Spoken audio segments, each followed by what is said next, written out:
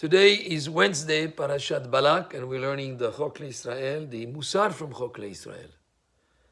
The Mussar says, Yesh gozel ve'eno nir'eh. There is a person who steals from others without it being known. Ze adar im bnei adam ve'eno ra'a b'shelahem.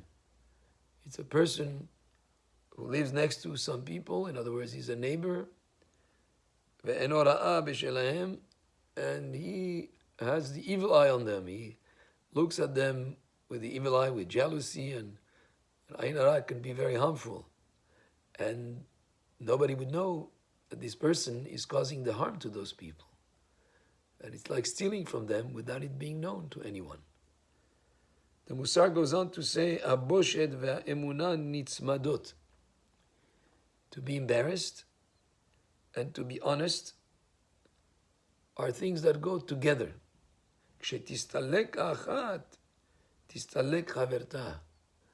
When one of these two leaves, in other words, evaporates, if a person will not be embarrassed, then there is no trust or faith either. Actually, the quality of a person being embarrassed by wrongdoing is a good quality. It will stop him from acting in a way that is improper.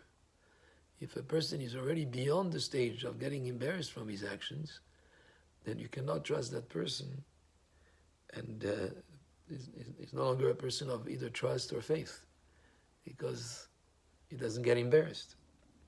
Shanu Hachamim, our sages taught, העושה מלאכה בערבי שבתות ובערבי ימים טובים ובמוצאי שבתות ובמוצאי ימים טובים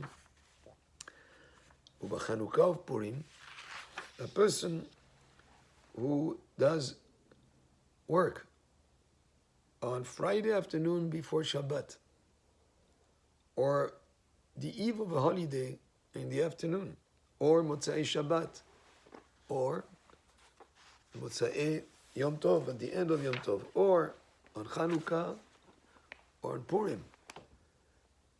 Doesn't give respect to those times. On Shabbat, you should prepare for Shabbat. Before Yom Tov, you prepare for Yom Tov. As soon as the Shabbat is over, you're still inspired by the holiness of Shabbat. It's time for Sudah Revi'it rather than go straight into work. ובכל מקום שיש נדנוד עבירה להביא תענית ציבור, אינם רואים סינם ברכה לעולם.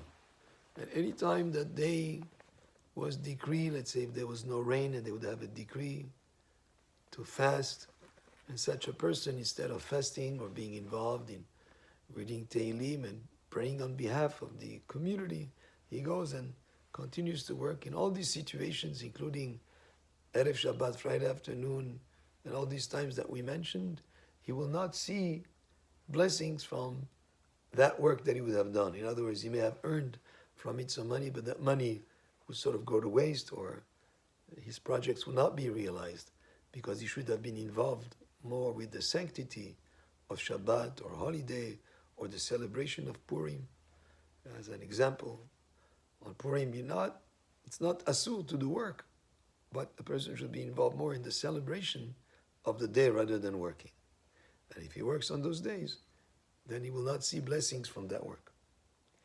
מעשה באישה אחת שהייתה טובה בערב שבת ולא הייתה עוסקת בצורכי שבת כראוי ומתה. There was a story here about a certain lady that Friday afternoon, instead of preparing for Shabbat, she was involved in doing some work in making yarns, like threads, some kind of menial work with linen.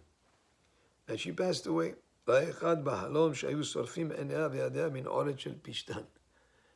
Mussar goes on to say that somebody had a dream that she was being, her eyes and her hands were being burnt. He asked why she judged that way. They answered him, and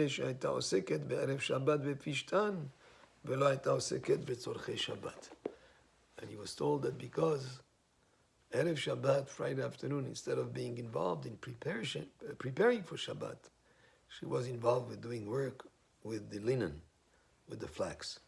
So the Mussar teaches us the importance of, as you come closer to Shabbat, or as Shabbat ends, to be involved in the holiness of Shabbat rather than any activity such as work.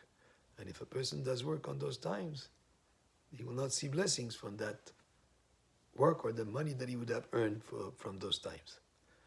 That was the Mussar from Chok L'Israel for today, Wednesday, Parashat Balak. Baruch Adonai le'olam, Amen ve'amen.